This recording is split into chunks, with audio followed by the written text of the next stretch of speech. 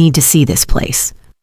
The words left my lips in the attorney's office, a declaration that felt both treasonous and inevitable.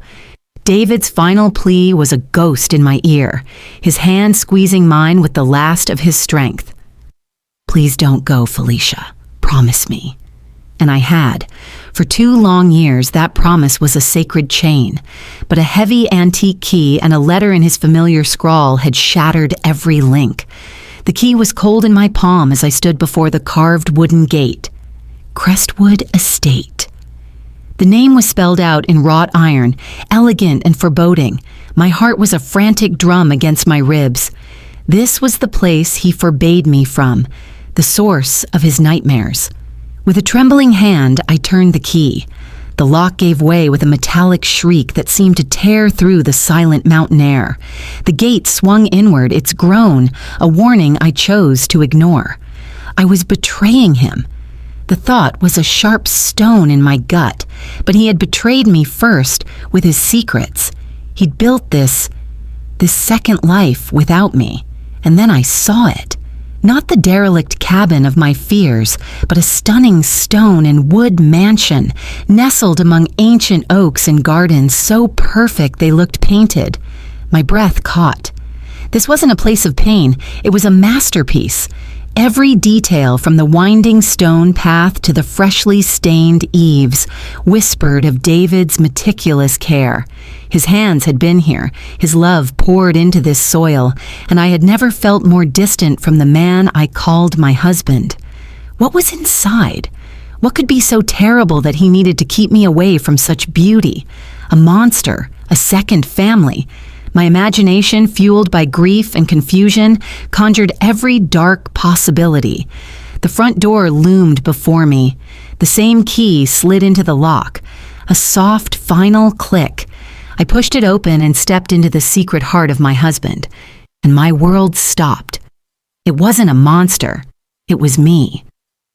The grand living room, with its vaulted ceiling and stone fireplace, was a gallery dedicated to my soul. On every wall, in every available space, were paintings of orchids, dozens of them, hundreds. My lifelong passion, the quiet obsession David had always supported with silent, affectionate smiles, now screamed from the walls in a riot of color and form.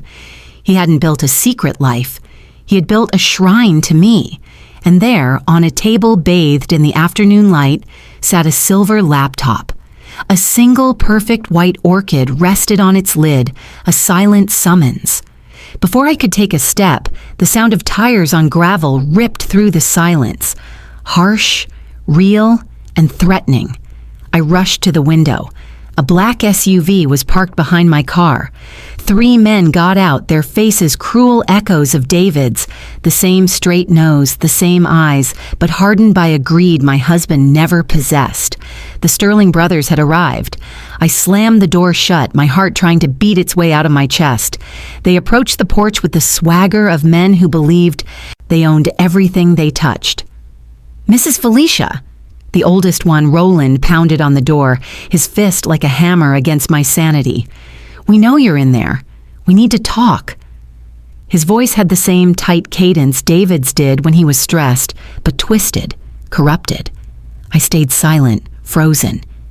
David's vague warnings about his family, "They're not like us, Felicia. They take what they want," were now a scream in my mind.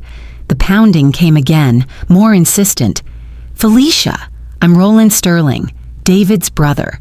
These are my brothers, Elias and Isaiah. We're here about the property." Of course. They weren't here for David. They weren't here to mourn their brother. They were here for the house, the multi-million-dollar prize. My eyes darted back to the laptop. The answers were there, not with these vultures on my porch. Ignoring their increasingly aggressive knocks, I moved to the table. My fingers, cold and clumsy, typed the password he'd given me in the letter, the date of our first meeting, followed by hope, the word I taught him to feel.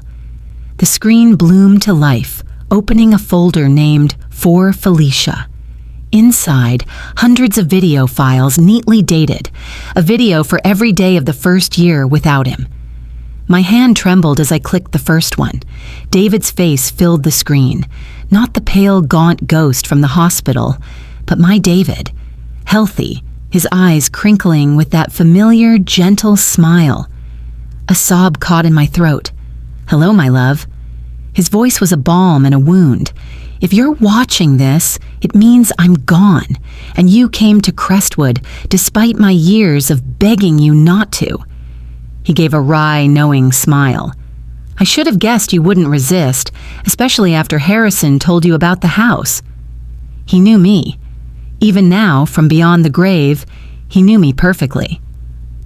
"I recorded one video for every day of your first year without me. A year of companionship while you processed the grief. A year explaining everything I should have told you in life." He leaned closer to the camera, his expression shifting to one of grim determination. "Let's start with why I bought back the house I swore I'd never set foot in again." Outside, the pounding had stopped. Through the window, I saw the brothers huddled by their SUV, pulling out papers, their faces stern. They were planning their next move. David's voice pulled me back. 3 years ago, I was diagnosed with a cerebral aneurysm, a time bomb in my head just like my father. The doctors gave me 2 to 5 years. The air left my lungs. The room tilted. 3 years. He'd known for 3 years. All those business trips. The occasional distant look I'd mistaken for stress. "I chose not to tell you or Fiona," he continued, his eyes soft with a pain I now understood. "I didn't want your pity. I didn't want our final years to be lived in the shadow of my death. I wanted to live fully with you until the end, not die slowly in front of you." A hot, sharp anger pierced through my grief. He'd made that choice for me. He'd stolen my right to prepare, to cherish our last moments, to say a proper goodbye. He had robbed me. "I know you're angry right now," he said, as if reading my mind. "You have every right to be. But I hope you'll understand I made that decision out of love, not cowardice." The men outside were on their phones now, pacing with the frustrated energy of predators who'd been denied their meal.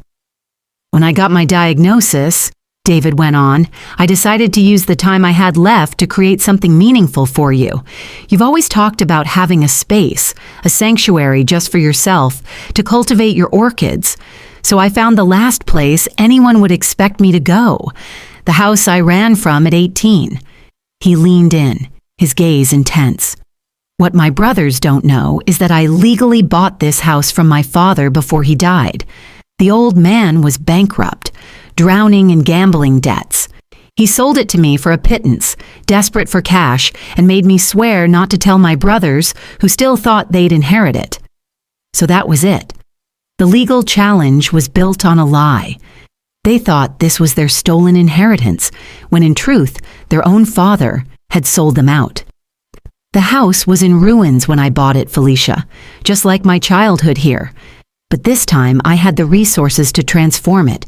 Every business trip over the last 4 years, I was here, overseeing the renovations, building this for you."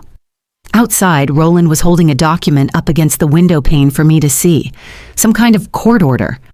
"My brothers will come for it," David said, his expression hardening in the video.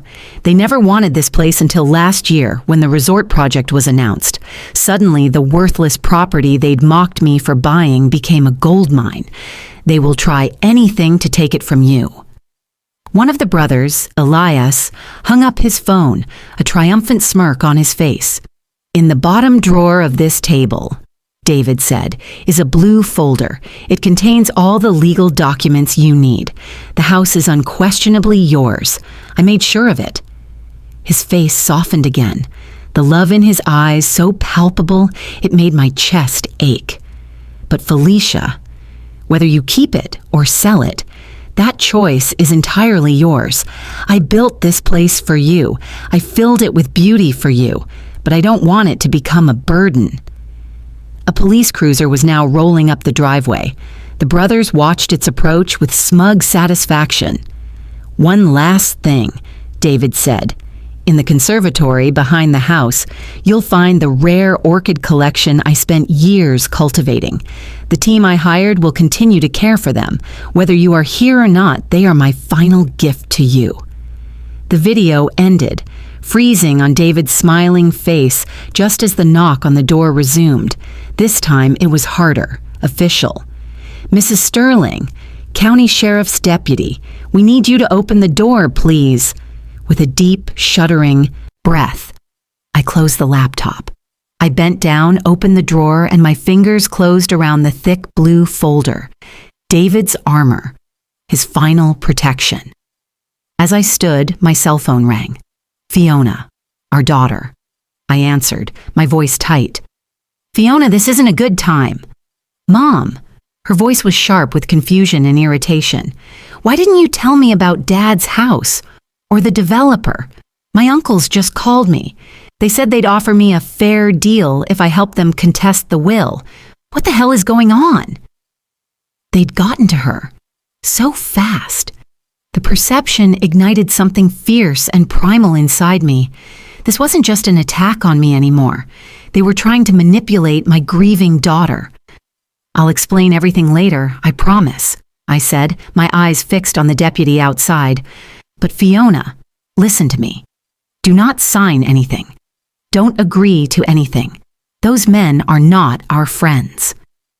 "Mom, if there's money involved—" "This is not about money," I interrupted, the firmness in my own voice surprising me. "This is about what your father wanted. Please, trust me." A moment of silence stretched on the line, then a sigh. "Okay, but call me as soon as you can." I hung up, the protective fury now a solid, steady flame in my core. I opened the door to face a young deputy and the three Sterling brothers, their expressions a mix of smugness and open hostility. "Mrs. Sterling, I'm Officer Davis. These gentlemen have a court order requesting an inspection of the property as part of an ongoing inheritance dispute." I smiled, a calm, cold smile, channeling a strength I didn't know I possessed. "Of course, officer, but first, I think you should see this." I handed him the blue folder. My husband anticipated this exact situation. Roland stepped forward, a dismissive gesture of his hand. "Officer, family disputes are complicated. My sister-in-law is understandably emotional and confused." "Actually," I interrupted, my voice clear and steady, "I am neither emotional nor confused. I am a widow, standing on a property that legally belongs to me, facing three strangers who happen to share my late husband's DNA." I turned back to the deputy. "I would appreciate it if you would review those documents before allowing anyone onto my property." The deputy took the folder, his face neutral as he began to read. The Sterling brothers exchanged uneasy glances. I thought of David's video, of the secret he kept to spare us pain, of this magnificent, heartbreaking gift he created in silence. The deputy looked up, his expression changed. "These appear to be in order, ma'am. A clear deed transfer, notarized statements, certified bank records of the purchase." He turned to the brothers. "Gentlemen, I see no grounds to force an inspection today. This appears to be a matter for the civil courts." Roland's face flushed a dark, mottled red. "This is absurd. That woman has no right." "That woman," I said, my voice quiet but cutting through his bluster, "is David, Sterling's wife, and I have every right to be here." As the brothers reluctantly retreated, followed by the apologetic deputy, I felt a strange, hollow victory. The husband I thought I knew completely had been a fortress of secrets. Some were agonizing, like his illness. Others were breathtaking, like this house. I had won the first skirmish, but as I watched their SUV disappear down the mountain road, one thing was chillingly clear. The war for my husband's legacy, for the truth, and for my own future had just begun. The deputy's cruiser had barely vanished down the gravel drive when the silence of the house descended again, thick and heavy. I stood in the doorway, the blue folder clutched to my chest like a shield, the brothers' venom still hanging in the air. My daughter's confused voice echoed in my mind. My uncles just called me. They had moved so fast. This wasn't just a legal fight. It was a blitzkrieg on my family. I closed the door, the solid oak a feeble barrier against the storm that was coming. My home. The word felt foreign, dangerous. This beautiful, haunted place was now my battlefield.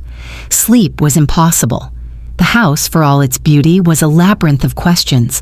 Every polished floorboard, every perfect orchid painting, whispered of David's double life. A life of creation, not deception, I tried to tell myself. But the betrayal of his silence was a cold stone in my heart. He'd had a time bomb in his head for 3 years, and he'd chosen to build me a mausoleum instead of letting me hold his hand. At dawn, I gave up on rest and wandered the quiet halls. The main house was a testament to his obsessive care. A library stocked with first editions of my favorite novels. A reading nook with a window perfectly positioned for the morning sun. It was as if he had distilled my soul into architecture. But it was the conservatory that truly undid me. I pushed the glass door open and stepped into a humid, fragrant world. The air was alive, thick with the scent of earth and blossom. And the orchids, my God, the orchids. They weren't just plants. They were a symphony, a cascade of colors and shapes I had only ever seen in textbooks. And there, reigning in the center, was Elalia purpurata, a blue-violet masterpiece so rare it was practically mythical. I had gasped at one just like it at a show a decade ago. I'd mentioned it only once. "Good morning, ma'am." The voice made me jump. A woman emerged from behind a towering specimen, a sprayer in her hand. She had a kind, weathered face and eyes that held a deep, knowing calm. "I'm Ms. Gilbert. Your husband hired me to care for them." She gestured to the living tapestry around us. "Felicia Sterling," I said, shaking her offered hand. "Though I suspect you already knew that." She gave a gentle smile. "Mr. David talked about you all the time during his visits. He said you had a way with plants that he could never quite match." The casual mention of his visits, his life here, was a fresh ache. "Did you know my husband well?" She hesitated, choosing her words with care. "As well as he allowed anyone to know him, I suppose. He was here at least once a month for the past 4 years, oversaw every detail himself." That was my David, meticulous, controlling. "The Lelia over there," I said, pointing to the blue orchid. "He found it?" "Spent nearly 2 years tracking down a specimen. Said you'd seen one once and your face had lit up like he'd never seen before." She paused, then added, softly, "He lived for those moments. For you." The kindness in her voice was my undoing. The dam broke. Tears I'd been holding back since the hospital, since the attorney's office, since I saw David's face on that screen, finally fell. "He was sick," I whispered, the words raw. "He knew he was dying, and he never told me." Ms. Gilbert's face filled with a profound sadness. She didn't seem surprised. Not in so many words, no, but in the last 6 months, he worked like a man racing a clock, long days, late nights. He was determined to finish this for you. The confirmation was a brutal comfort. It was all true. Every secret, every lie was built on this terrible foundational truth. "The brothers were here yesterday," I said, wiping my cheeks, trying to reassemble my composure. Her expression hardened. "They've been sniffing around ever since the resort plans were announced. Suddenly very interested in the family home they hadn't set foot in for 30 years. "What can you tell me about them?" "Roland is the oldest, a big-shot investment guy from Charlotte. Always treated David like he was a disappointing afterthought. Elias is the middle one, a lawyer, smooth talker. Isaiah is the youngest, never has a thought that Roland didn't put there first." She shook her head in disgust. "When David came back to buy this place, they laughed at him, called it a money pit, until they realized it was sitting on a gold mine. It fit the fractured pieces David had let slip over the years, his escape to college, his reluctance to speak of home. "They'll be back," I said, more to myself than to her. "Count on it," she nodded. But Mr. David prepared for that. He was always thinking 3 steps ahead. 3 steps ahead. The phrase stuck with me as I returned to the house. I went straight to the laptop, a new grim determination settling in my bones. I clicked on the next video. David appeared, seated in the house's library, a room I now recognized. "Good morning, my love. I hope you slept well in our new home." His smile was a ghost touch. "Today, I want to show you something special." The camera moved as he walked, down a hallway I hadn't yet explored, stopping at a plain, locked door. "This room is just for you. The key is in the top drawer of the nightstand, the antique silver one with the orchid engraving." I paused the video. In the master bedroom, I found the key exactly where he said. My heart hammered as I retraced his steps in the video, finding the unassuming door at the end of the east wing. The key turned with a soft, precise click. I pushed the door open, and the breath left my body for the second time that morning. An artist's studio. A professional artist's studio, north-facing windows flooding the space with perfect shadowless light. Easels, canvases, a wall of paints and brushes, organized with a chemist's precision, a drafting table. It was a dream I had buried 20 years ago, resurrected and laid at my feet. I hadn't painted since before Fiona was born. Art school was a youthful indulgence, traded for the stability of a literature degree, a teaching job, a family. Someday had become a dusty, forgotten word. The video was still playing on the laptop I'd carried with me. "You gave up so much for us, Felicia." David's voice filled the sun-drenched room. "Your painting was the first sacrifice. You never complained, but I always promised myself I would give it back to you." Tears blurred the perfect, cruel beauty of it all. He had seen the corpse of my dream and decided to build it a cathedral. "There's one more thing," he continued. "Look in the cabinet beneath the window bench." I walked to the cushioned bench overlooking the garden.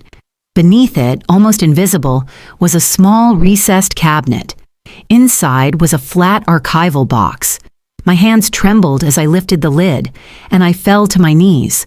My paintings, dozens of them, all my work from college, pieces I thought were lost to moves and attics and time. He had saved them, preserved them. For 15 years, he had kept this piece of me safe. On top was a small canvas I would have known anywhere. My final senior project.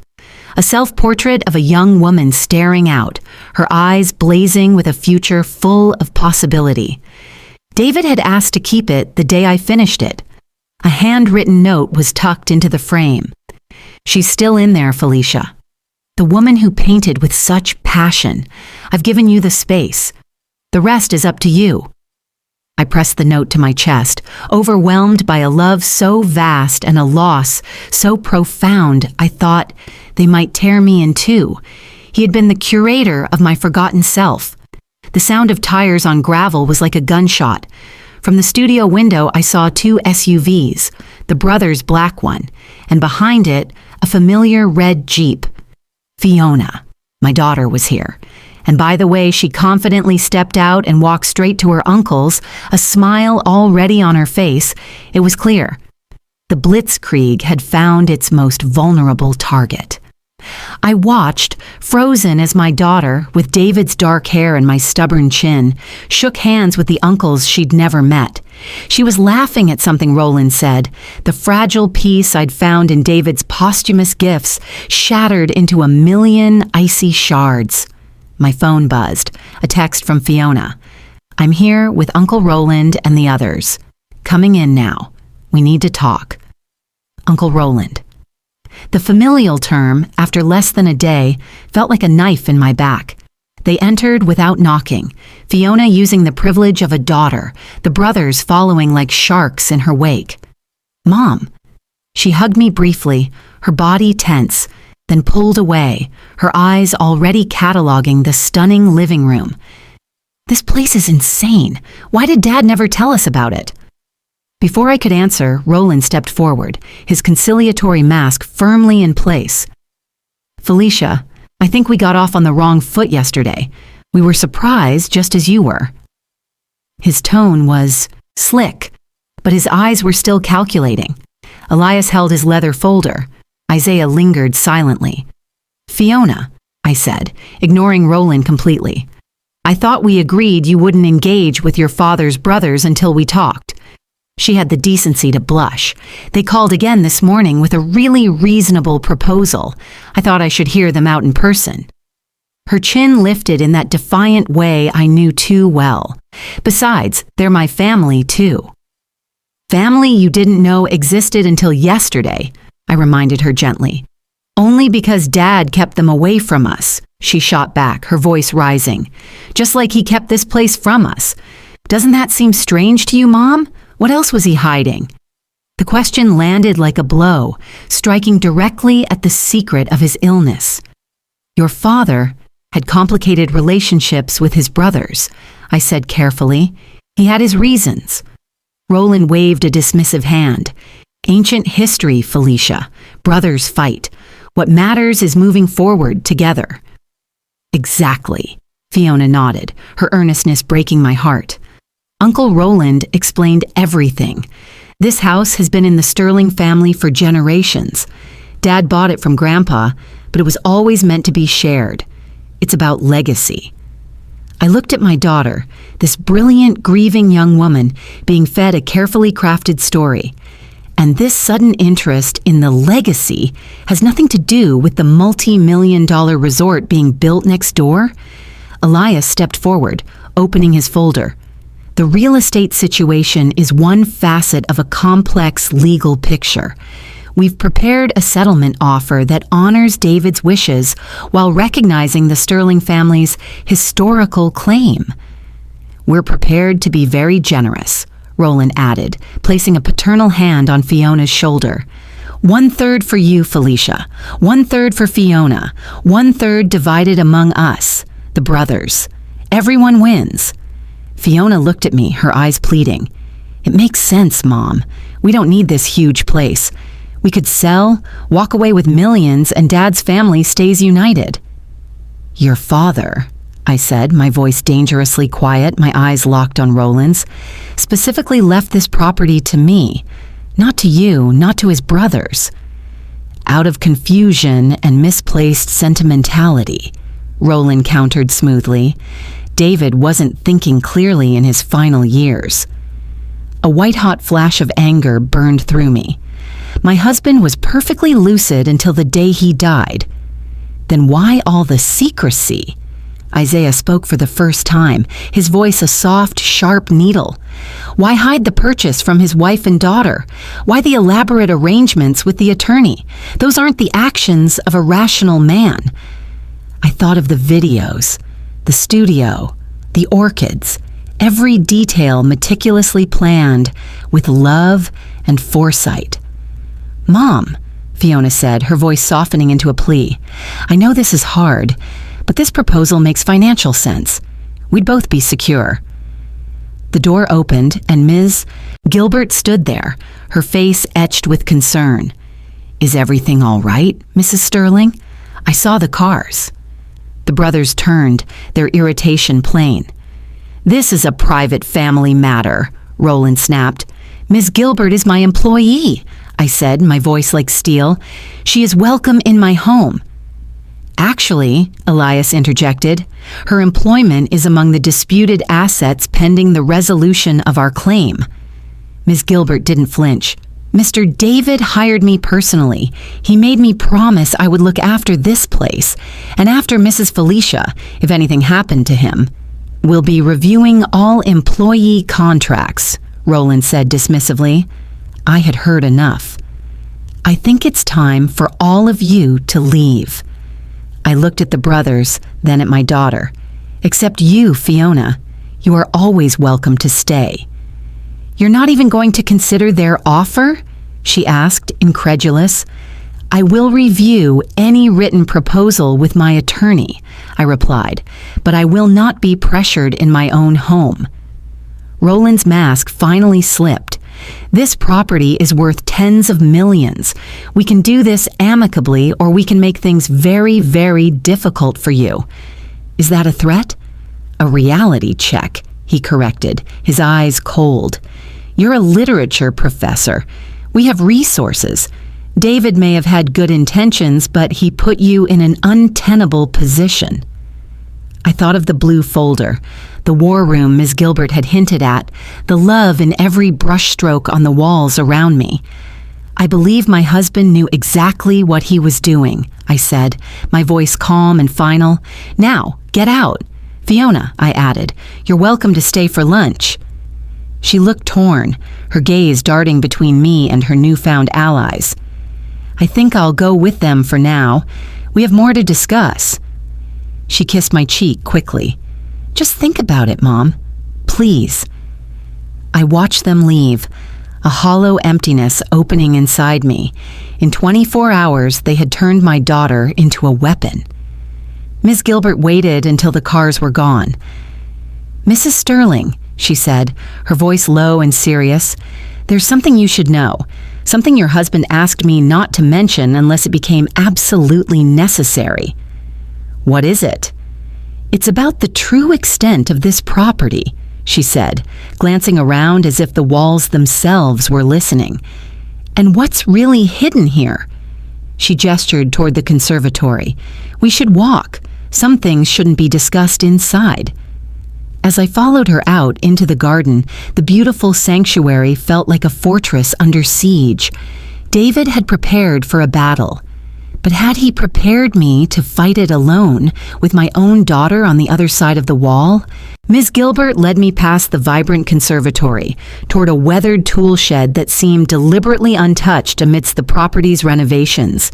It was a relic, a piece of the past David had chosen to leave behind. Your husband was a careful man, Ms. Gilbert said, producing an old iron key from her pocket. After his brother's first visit last year, he became paranoid, in the best way. They visited before?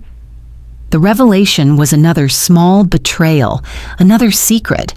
She nodded, her face grim. They showed up unannounced as soon as the resort rumors started. Your husband was here, overseeing the final touches on your studio. He'd lost weight from the treatments. They didn't even recognize him at first. The casual mention of his treatments was a fresh, brutal wound. While I was grading papers, he was here, sick and fending off vultures. What happened? He watched them from the tree line. Didn't say a word, just watched. That night, he started making changes, starting with this. She unlocked the shed door, revealing a dusty interior cluttered with gardening tools and old pots. It smelled of peat moss and decay. Ms. Gilbert moved with purpose to the back, shifting heavy sacks of soil to reveal a trapdoor, cleverly recessed into the concrete floor. Your husband had this installed last winter. The construction crew thought they were building a root cellar. She heaved the door open, revealing a steep ladder descending into darkness. After you! A cold dread, mixed with irresistible curiosity, propelled me forward. I followed her down into the earth. At the bottom, she flipped a switch, and fluorescent lights hummed to life, illuminating a concrete tunnel that stretched out before us. What is this place? My voice was a whisper, swallowed by the damp air. Your husband called it the vault, she said, a touch of pride in her voice. I call it his masterpiece. Everything he compiled about his brothers, their businesses, and the true reason this land is so valuable. The tunnel opened into a spacious, climate-controlled room. It was a command center. File cabinets lined one wall. A large table held computer equipment, and the walls were covered in detailed maps and flowcharts. My husband, the quiet engineer, had built a bunker. I don't understand, I breathed, my eyes tracing the lines on a massive map of the area.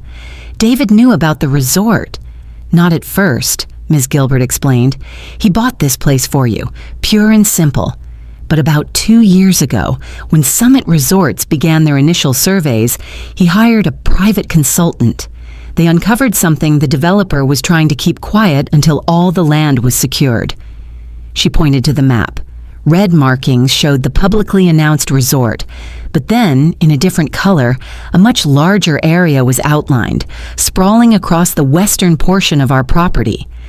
The full project is 3 times larger than they've announced. Phase 2 is a championship golf course. It requires that land. Her finger tapped directly on the western acreage of Crestwood. They've bought all the adjacent plots. Ours is the final piece, the keystone. So the property is worth exponentially more than his brothers even realize, I concluded, the scale of their greed becoming clear. But that's not all. Ms. Gilbert moved to a file cabinet, pulling out a thick, heavy folder. David documented decades of their business practices. Tax evasion, insider trading, misappropriation of client funds, enough evidence to bury them professionally and possibly criminally. I leafed through the pages.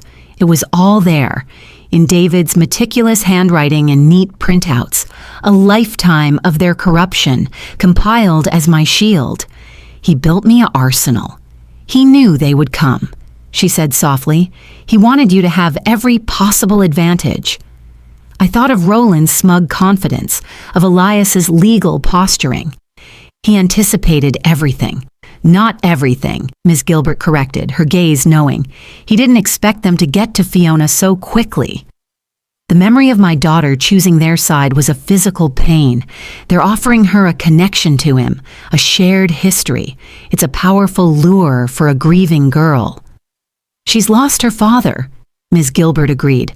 They're offering her a piece of him, even if it's a poisoned one. So what do I do now? The question was for the room, for David, for myself. That depends on what you want, she replied. You could sell and walk away rich, but perhaps lose your daughter. You could fight them with this, she gestured to the files, and win, but deepen the family wounds beyond repair. Or, she said, leaning forward, you could do what your husband always did. Think 3 steps ahead. Find the path no one else sees. My eyes fell on the desk. A framed photograph I'd never seen, a teenage David beaming with unguarded pride, standing next to a potted orchid. His face was alight with a joy that the man I married rarely showed. Ms. Gilbert followed my gaze. That was his first cattleya, the one good thing he had here. His brothers destroyed it while he was away at school, just to be cruel. Another piece of the puzzle slammed into place. His unwavering support for my love of flowers, his creation of this conservatory. It wasn't just a gift, it was a reclamation, a healing of his own old wounds. I picked up the photograph, a plan beginning to crystallize in my mind. Ms. Gilbert, can I access David's videos down here? She nodded. Secure network, he made sure of it. Good. The word came out sharp, decisive. I need to watch the next week's worth. Today. Then I want you to schedule 3 meetings for me. With whom? First, my daughter, alone, away from her uncles. Second, my attorney. Not the family one, someone new. I took a deep breath, looking at the wall of evidence against the Sterling brothers. And third, I think I'd like to have a conversation with the executives at Summit Resorts. A slow, approving smile spread across Ms. Gilbert's face. You're planning something he would approve of. I'm planning something worthy of the man who built all this, I corrected, a new, steely strength firming my voice. And I'm going to need your help. Whatever you need, Mrs. Sterling. Your husband gave me a second chance. I owe him everything. The next 48 hours were a blur of caffeine-fueled strategy. I devoured David's videos, each one a masterclass in foresight. They will try to divide and conquer, he warned in one recording, his face serious. Roland will play the reasonable one. Elias will wield the legal threats. Isaiah will observe, and they will target Fiona. She is your most vulnerable point and their easiest path to destabilizing you. In another, he detailed the confidential documents he'd obtained from the county planning office. If they discover we know about the golf course before they make an offer, our negotiating power triples. Knowledge is our currency, Felicia. Armed with his intelligence and my own rising fury, I met Fiona at a neutral cafe in the city. She arrived late, her posture already defensive. "I can't stay long," she said, sliding into the booth. "Uncle Roland is introducing me to some investors this afternoon." "Uncle Roland," I repeated, the term sour on my tongue. "You've gotten close." Her cheeks flushed. "They've been kind, which is more than I can say for you. You're treating Dad's family like criminals." I sipped my coffee, choosing my words like loading rounds into a chamber. "Do you remember that theory class you loved? The one about how the same story changes completely depending on the narrator? What does that have to do with anything?" "You've only heard their version of the story, Fiona. I'm asking you to hear your father's." "Dad's dead," she snapped, pain flashing in her eyes, "and he didn't trust us enough to tell us the truth when he was alive." I placed the tablet on the table between us. "He actually left something for you." Her face paled. "What is this?" "Videos, Fiona, hundreds of them. For me. For us." I tapped the screen, cueing the file David had labeled, "For Fiona when she needs to hear me." He knew he was dying. That's impossible. He would have told me. But the certainty in her voice was already cracking. "Watch," I said softly. "Just watch." She pressed play with a trembling finger. David's face filled the screen, healthy, vibrant, his eyes crinkling. "Hello, my brilliant girl. If you're watching this, I'm gone. And knowing you, you're probably furious with me for all the secrets." He chuckled, a warm, familiar sound that made my own throat tighten. "You never liked being kept in the dark." Tears welled in Fiona's eyes, spilling over as her father continued. "I should have told you I was sick. I should have given you time to prepare, to ask all those brilliant questions you're so good at. But I was selfish. I wanted our last years to be normal. I hope you can forgive me for that." He leaned closer, his expression turning grave. "But there's something else you need to know. About my brothers. Our falling out wasn't a simple argument, Fiona. When I was 19, they defrauded me of my inheritance. They used my name on documents while I was at college. When I found out and threatened to expose them, they threatened to implicate me as a willing accomplice." Fiona's hand flew to her mouth, a choked gasp escaping. "I left. I met your mother. I built a life. I raised you. That was my victory." His face hardened. "But they never changed. Whatever they are telling you right now, remember this. They want the property out of greed, not sentiment, and they will use anyone, including my daughter, to get it." The video ended. Fiona sat motionless, tears streaming down her face. "He was protecting us," she whispered, the truth finally dawning. "All this time." "Yes," I said gently. "Your uncles aren't the family they pretend to be. They're con artists, and we're the mark." She wiped her face, her grief transforming into something harder, sharper. "They've been lying to me about everything." "Not everything," I admitted. "The house is worth millions, but they didn't tell you why or how much more it's truly worth to the developer." The understanding in her eyes was a beautiful, terrible thing. "They're trying to cheat us." "Us?" I asked, my heart clutching with hope. She reached across the table and grabbed my hand. "I'm sorry, Mom. I'm so sorry. I wanted a piece of him. I know, baby, I know. But now we need to be smarter than them. Together." Fiona straightened her shoulders, her expression mirroring David's most determined look. "What's the plan?" "First, we meet with a new attorney tonight. Then tomorrow." I slid the confidential Summit Resorts documents across the table. "We have a meeting with the developers."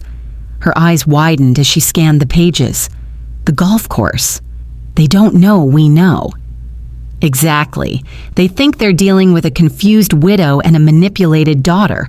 It's time we showed them who they're really dealing with." For the first time since David's death, Fiona laughed, a genuine sound of dark amusement. Dad always said you were the smartest person he knew, that the biggest mistake anyone could make was to underestimate you. He said that all the time. She smiled through her tears.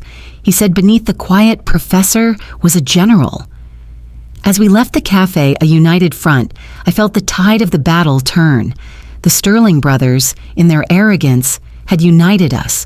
They had no idea the trap they had just walked into. That night, with Fiona by my side, I laid out my complete strategy for the attorney David had secretly retained. The man listened, his professional demeanor giving way to undisguised admiration. "Mrs. Sterling," he said finally, "your husband told me you would have a comprehensive strategy. He wasn't wrong." "My husband," I replied, "was right about many things, including my ability to fight for what he left us." The final piece was in place. The board was set. All that was left was for the players to take their positions, like comment and subscribe before we move. They arrived at 10 a.m. sharp, just as I knew they would, 3 days after Fiona had come back to me. Their black SUV crunched up the gravel drive with the arrogance of men who believed the war was already won. Behind them followed a silver sedan I didn't recognize. Their financier, no doubt, their hired gun to intimidate the widow.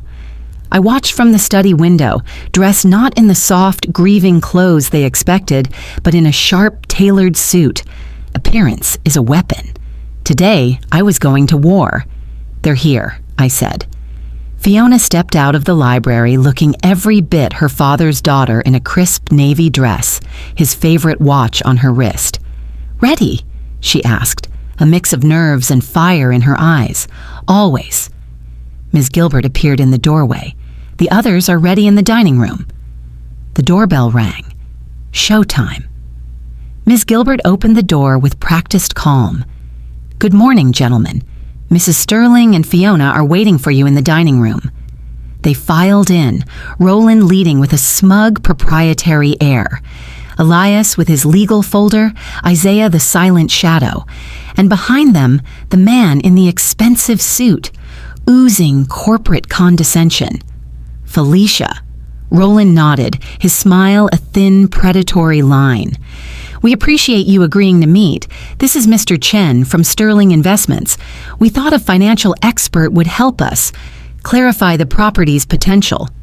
So predictable. They'd brought a numbers man to overwhelm me. "How thoughtful," I said, my voice smooth as glass.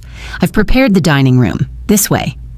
I led them through the house, feeling their greedy eyes cataloging the renovations, mentally counting their future millions. In the formal dining room, the table was set like a boardroom, documents neatly arranged at each place.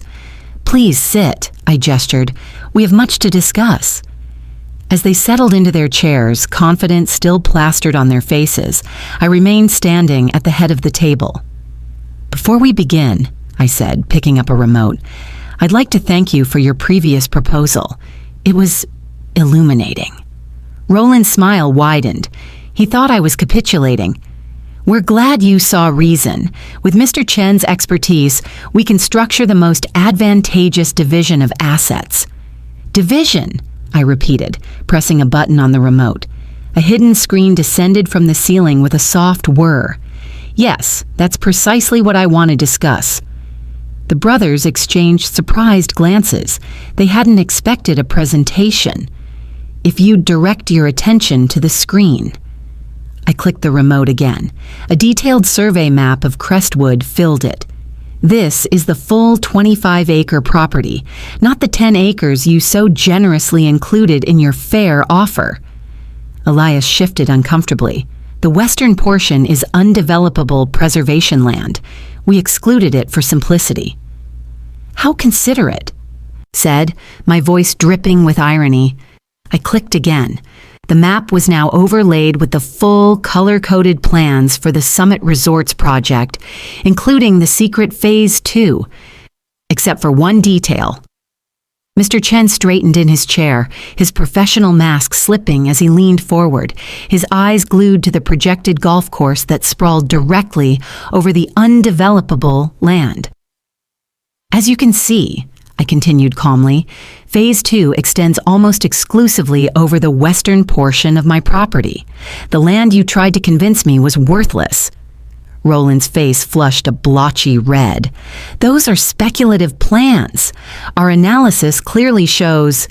Actually, a new voice cut through the room as the side door opened. Those plans were confirmed by the Summit Resorts Board in a closed-door meeting last quarter. The Sterling brothers spun around in their seats. Mr. Allister, the CEO of Summit Resorts, stood in the doorway, followed by my attorney and two of his executives. "What is this?" Roland demanded, half rising from his chair. "This," I said, not hiding my satisfaction, "is a meeting about the true value of the Crestwood estate. Mr. Allister has expressed a significant interest in the property, particularly after reviewing the confidential documents my husband compiled." Mr. Chen shot a look of pure fury at the brothers. "I was told you had exclusive negotiating rights." "They do not," my attorney stated, placing a stack of documents on the table. "Mrs. Sterling holds clear, uncontestable title.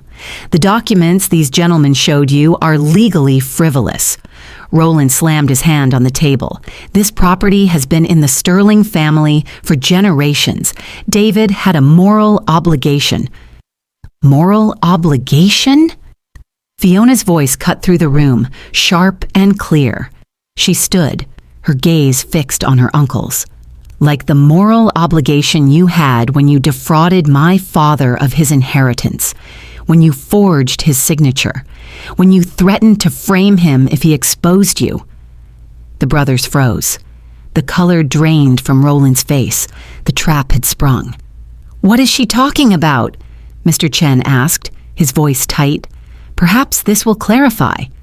I nodded to my attorney, who distributed sealed envelopes to everyone at the table. Copies of the documentation my husband preserved. While the statute of limitations may have expired on some of these transactions, I'm certain the IRS and State Bar Association would find them fascinating reading. Elias ripped open his envelope, his hands trembling as he scanned the contents. "These are private family matters. They're irrelevant." "On the contrary," I countered, finally taking my seat, "they establish a pattern of fraudulent behavior that directly impacts your credibility in these negotiations. A pattern that continued when you deliberately misled Mr. Chen about your legal standing." The room was silent, the air thick with their shock and panic. "What do you want, Felicia?"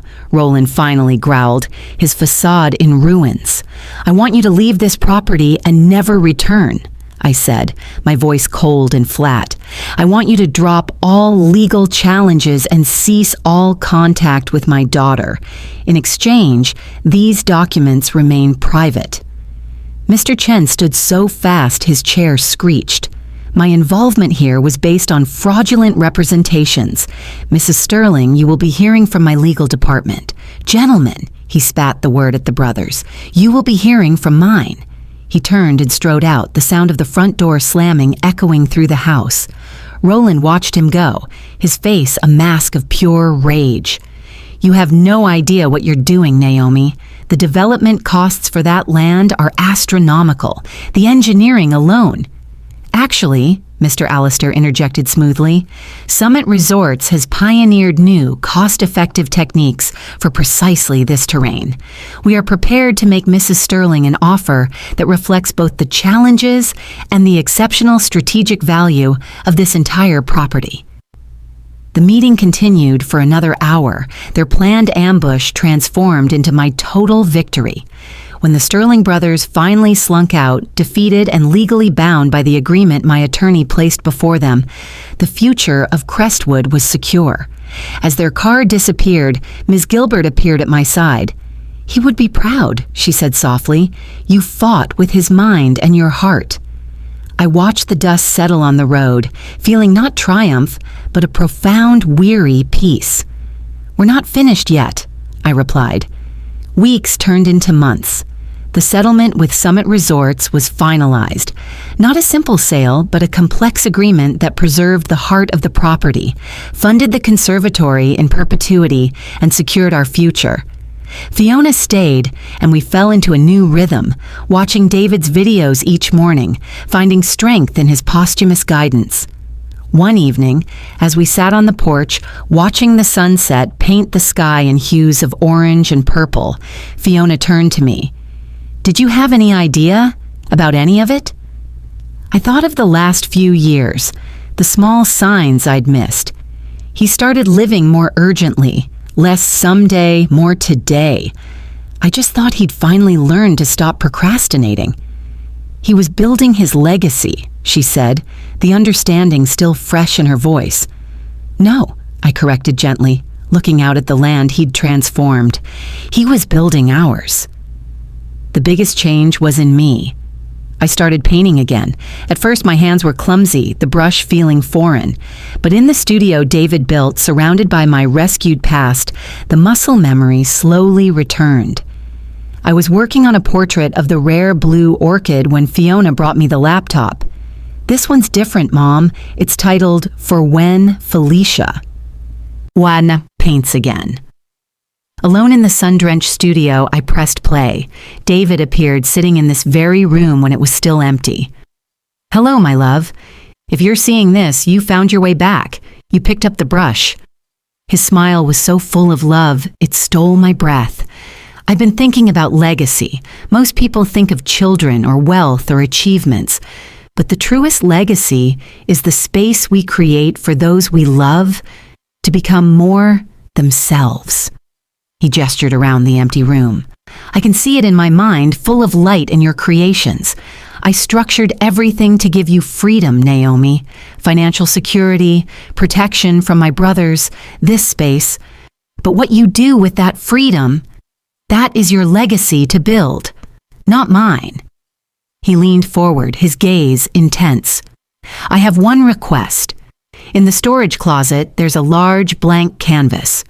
When you're ready, I hope you'll create something for it, something that captures what this place means." I found the canvas, a vast, pristine expanse. For weeks, I sketched and planned, trying to capture the essence of this place. Nothing felt right until I saw Fiona in the conservatory, tenderly caring for the orchids, her father's determination in her eyes. The painting came to life then, not a literal landscape, but a layered story. The restored house stood solid in the background.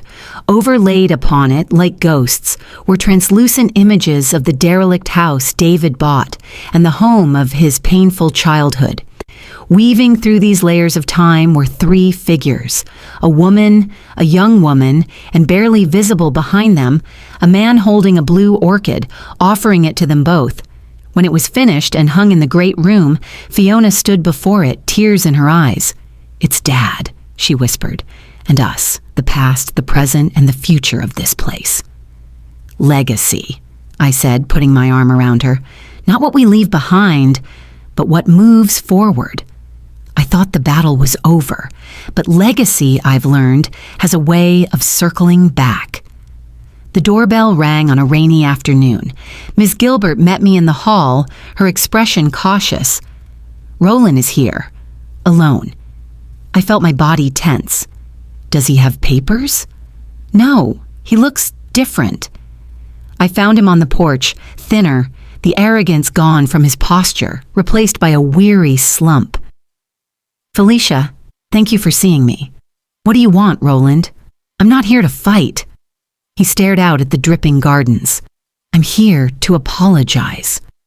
I waited, silent, my arms crossed. I've had time to think about David, about the choices I made. He swallowed hard, his Adam's apple bobbing. "I didn't expect you to win. I should have. He was always the smartest of us."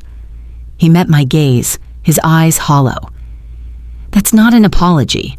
I'm sorry for trying to take this from you, for manipulating Fiona, for making my brother's life harder than it needed to be.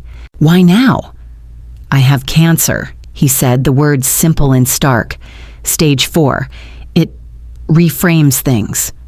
The echo of David's own secret illness was a punch to the gut. "I'm sorry. I didn't come for sympathy." He pulled a small, faded photograph from his pocket. "I found this in my father's things. I thought you should have it." It was a picture of 3 boys under the old oak tree. A young David, beaming, held a small potted orchid. "His first one," Roland said, his voice thick, Before we ruined it." I looked from the joyful boy in the photo to the broken man on my porch. "Would you like to see the conservatory?" The offer surprised us both. David cultivated some remarkable orchids. He hesitated, then gave a slow, almost imperceptible nod. He followed me, his steps heavy, through the home his brother had built.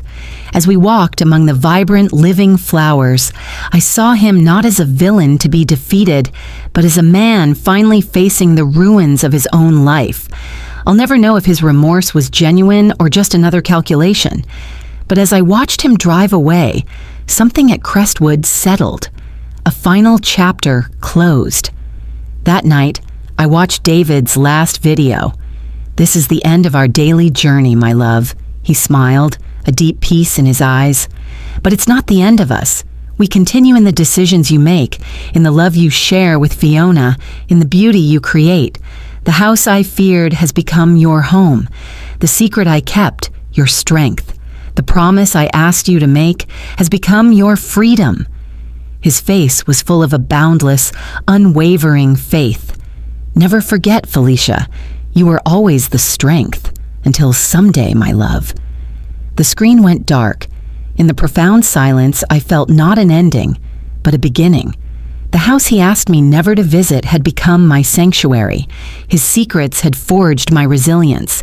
His final gift was not the property, not the money, but the rediscovery of myself. I am Felicia Sterling, widow, mother, artist, and keeper of a legacy I am only just beginning to understand, and my story is far from over. If you appreciated this story, please like, comment, and subscribe for more.